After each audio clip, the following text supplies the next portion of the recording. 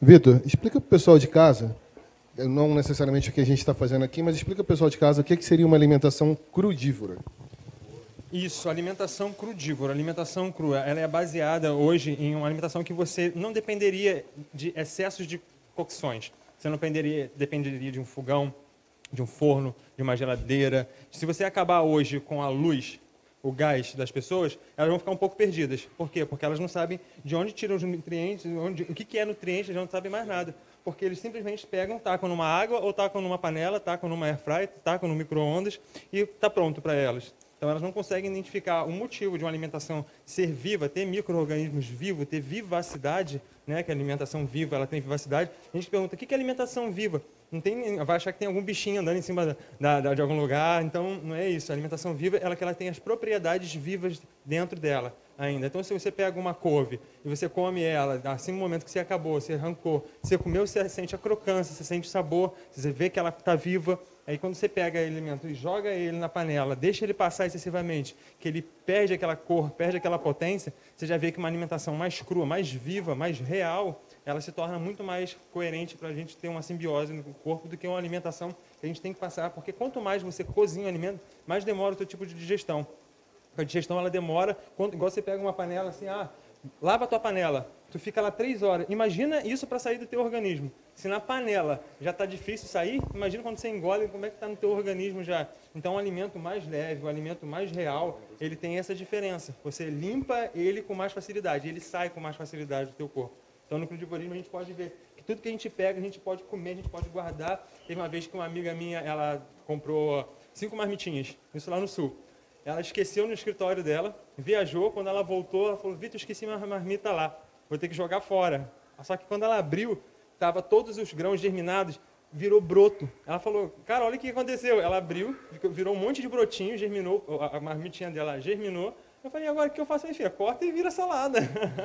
Então, a alimentação viva ela tem disso, de mostrar que tem as propriedades reais dentro de um alimento, antes de você simplesmente falar, para que eu vou comer, vou cozinhar, vou preparar. Porque um cozinheiro hoje não está muito preocupado se a alimentação tem nutrição, se tem nutrientes, se não tem. Ele simplesmente quer o melhor, o mais bonito, o mais apresentável, o mais caro. Se você perguntar hoje para um cozinheiro, cara, sou intolerante à lactose, ele vai ficar, e aí, daí?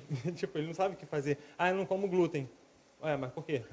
Tá? E a base da alimentação, a base das nossas aulas é isso, né? É glúten, é açúcar refinado, é sal pra caramba, é tudo que a gente fica botando na mesa das pessoas como... A gente que deveria ser as pessoas que são chamadas de médico, né? Porque a gente é as pessoas que estão dando a combustível real para as pessoas. A gente pode envenenar ou a gente pode nutrir alguém. Então, se a gente não sabe mexer com a nossa nutrição, a gente não deveria nem ser cozinheiro, né? Então, acho que a função do cozinheiro é tentar pegar aquilo e transformar naquilo melhor ainda. Não pegar aquilo, industrializar, botar química, piorar o alimento. Tá? Então, acredito que hoje as pessoas que se formarem numa alimentação real... Esse bagulho aqui já está bonito aqui. As pessoas... Como é que seria um exemplo de um café da manhã crudívoro? É fácil, café da manhã é fruta, né? Café da manhã é fruta, que na verdade toda alimentação, quando é café da manhã, almoço, janta, aí você vai com como o teu coração mandar. Mas se eu, por exemplo, pegar eu vou falando que eu gostava muito de fazer. Pegava um iogurte, a gente fazia iogurte, a gente pegava um iogurte de coco. Iogurte de coco, sem leite. Pegava o coco mesmo, tirava a carne do coco ali, né? Tirava aquela polpa do coco verde, processa ela, coloca dentro de um vidro e espera ali um dia, não precisa nem de 2. Você vai abrir, você vai ver aquele fermentado, aquele cheirão delicioso de iogurte fermentado. Aí a gente colocava em cima de muita fruta, cortava todas as frutas possíveis, joga dentro, depois a gente ainda tomava um caldo de cana, ainda 1 litro de caldo de cana para dar bobeira. Depois, na hora do almoço, a gente pegava até um creminho. A gente gosta muito de fazer creme. Você pega essas saladas todas aí, a gente estava falando, pega todas as saladas, pega todos os verdes possíveis, mistura tudo e coloca uma base cremosa, bem gordurosa, bem gostosa, não tem como não dar boa. É por isso que a gente gosta muito de quê? De guacamole. Porque é gordura com gordura, acidez, crocância, cebola... As pessoas devem estar achando que você está colocando óleo na comida. Que a gente está falando de gordura, né? Então é bem bom frisar isso. Sim, quando a gente de onde vem a gordura? Boas gorduras. Coco é gordura, semente de girassol tem gordura, tudo tem gordura. A diferença é o que gordura que a gente está ingerindo de verdade. Exatamente. Porque a gordura não é o problema. A gente é gordofóbico, né? Não tem medo de gordura. Só que não é isso, exatamente entender que se você come um coco, ele tem gordura. Se você come um abacate, também ele é. Nossa fonte de energia principal, né? Nossa fonte energética, é exatamente isso. Então, hoje, por isso que eu acredito muito nesse tipo de alimentação. É um que a gente pode brincar, que ela fica aqui, vai esfriar. Não tem problema, que ela pode ser fria, ela pode ser quente, você não vê que a temperatura te incomoda. Ela fria não te incomoda, ela quente não te incomoda, como se fosse uma salada mesmo. Então, você está sempre disposto a comer uma alimentação boa quando ela está nessa pegada mais crudívora, mais viva, que sem nada de origem animal, porque senão você vai ter que cozinhar, senão você vai ter que fritar, senão você vai ter que passar por algum tipo de cocção, né? Isso não é fácil no reino vegetal, você tentar colocar uma origem animal e se alimentar. A gente não pega uma vaca na mão e morde, assim, isso não é fácil, né? Isso não é atrativo. Então, a gente consegue se alimentar com tudo. Sim. Ô, Victor, vamos fazer a degustação?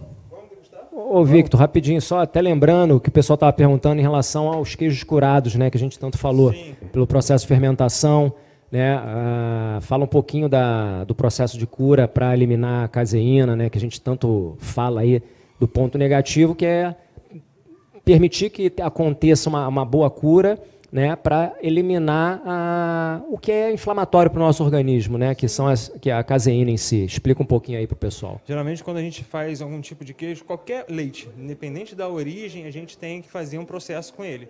Então, seja um queijo de meia cura, curado, seja um roquefort, seja um camembert, emmental, gruyère, gouda, todos eles têm um processo.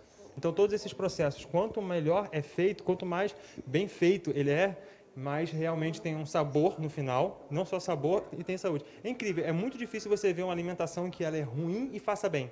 Sim. No final, ela é sempre é gostosa e faz bem. Se ela é ruim, tem alguma coisa errada, você não está comendo certo. E aí no processo de fermentação em si, ele elimina as bactérias e as leveduras vão eliminar a caseína em si, seria porque isso? Ele aumenta a quantidade de bactérias positivas para a gente, sim. criando um ambiente muito mais propício para essas bactérias boas e fazendo com que essas bactérias que realmente façam um benefício, não só para a gente, mas para o queijo também, porque depois que a gente cura, você vê que ele fica mais saboroso, você vê que ele fica num aspecto...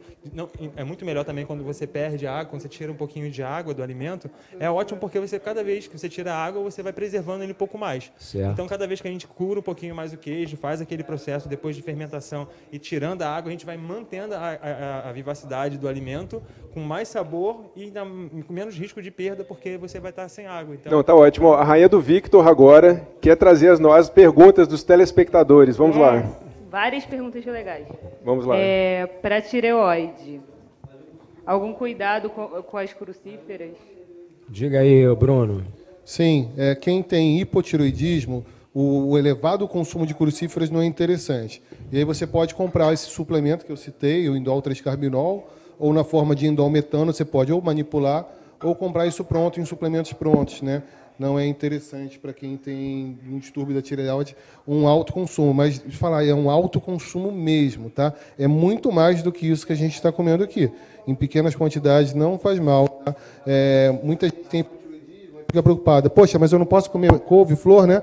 Mas aí está atacando um hambúrguer, está atacando um milkshake. E aí ninguém fala que não pode comer milkshake, não pode comer hambúrguer, que não pode tomar cerveja, que não enche a cara de gin no final de semana, mas acha que se comer um brócolis a tireoide vai explodir. Então não é isso, pessoal, tá? Vocês podem comer sem medo, tá? Desde que vocês não comam uma caixa inteira de brócolis e couve-flor. Não vai ter problema. A mesma pessoa, a Denise, ela perguntou se tudo bem beber suco verde de couve todo dia. Ótimo, ótimo. Excelente fonte de ferro. Maravilha. Quem tem... Nossa, várias pessoas com hipotireoidismo.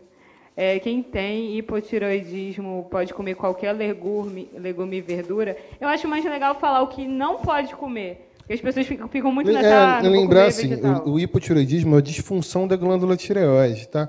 Simplesmente a glândula tireoide ela não consegue mais produzir os hormônios que ela fabrica, que são a tiroxina e a triodotironina, o T4 e o T3, que são os hormônios que a tireoide produz. E o tratamento clínico convencional é simplesmente repor esses hormônios. Eu acho que é um tratamento tão pobre. É claro que se ele não está produzindo esses hormônios, ele tem que repor, mas você tem que tentar manter essa simbiose do organismo de outras maneiras, não é só dar hormônio tiroidiano, não é isso? É dar suplemento que essa pessoa precisa.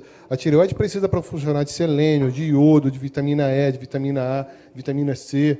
Então, é ter esses alimentos na alimentação, né? Ter esse consumo. Você concorda, Leonardo? Claro, claro. É importante frisar, né? Então, assim, a tireoide é uma glândula, estou aqui do lado do doutor especialista, né? Mas a tireoide é uma glândula que ela precisa de muito nutriente para funcionar. Então, assim, o que ele comentou, se falta a produção de hormônio, vai repor. A gente não está criticando isso. Mas agora, se falta hormônio, será que eu não posso investigar, né, esses nutrientes que o doutor Bruno comentou? Né? Falta selênio, será que essa tireoide funciona mal porque falta selênio? Falta iodo, né, que é uma carência mundialmente prevalente. Falta ferro, falta zinco. Onde é que eu consigo iodo? Onde? Na alimentação. A principal fonte de iodo são as algas, né? Fonte natural. Tá. A Denise também falou sobre os grãos, de tirar a casca, ela também tira. Legal tirar a casca, porque é uma má digestão danada comer coisa com casca. Os fitato dá muito gases, gente. Tira a casca mesmo. Tá pedindo para repetir receita. No final, o Vitor vai falar a receita toda, né? Receita, Victor. E tem um e-book também do Vitor, que Tem vocês um podem e-book entrar no lá, Instagram. Vai estar no e-book essa receita, Victor? Tem várias receitas. Tem. Tem. A maioria Então, dessas receitas aqui tem no e-book, sim. Então a gente vai... Denise, você pode entrar no e-book do Victor, que aí vai ter lá essa receita. Vitor, e na tua prática, é muito comum essa queixa de dores musculares, né? Todo mundo tem uma queixa de uma dor hoje. E ninguém relaciona essa queixa à alimentação, né? Alimentação pró-inflamatória, os hábitos pró-inflamatórios. Exato. Né? Essa suplementação que a gente estava brincando, você falou da curcumina, da cúrcuma, Sim, porque sim. tem capacidade anti-inflamatória incrível. Né? Fala um pouquinho. É o que eu comento muito, né? Acho que hoje grande parte da população vive com uma inflamação de baixo grau, né? E esse é o grande segredo. A gente tem que entender como ajudar o organismo, né, a entrar em homeostase, né, ficar mais equilibrado, partindo do princípio, né, de saúde real, né, em relação a gente falando como base para mim é intestino. É pena que aí o nosso amigo Bruno Zilber ainda não conseguiu entrar conosco, que ele aí é o papa do assunto, mas a gente tem que entender essa grande condição de evitar que o nosso organismo fique inflamando o tempo inteiro. Né, como o Bruno está aqui comentando em relação a... isso aí pode ser o gatilho para problemas. Né? Então, do momento que até a Denise comentou, né, em relação aos fitatos, as lectinas em si, né, existem antinutrientes também que são inflamatórios. A gente cria essas estratégias para eliminar essas substâncias, né, para a gente só ter realmente o que é importante, os nutrientes, e que o nosso organismo dessa forma fique mais saudável e não inflamado. Né? Quanto menos inflamado o nosso organismo, e principalmente falando de base de modulação de intestino, esse é o segredo para evitar gatilhos, né, para doenças autoimunes, por exemplo. Né? Então, fica a grande dica aí.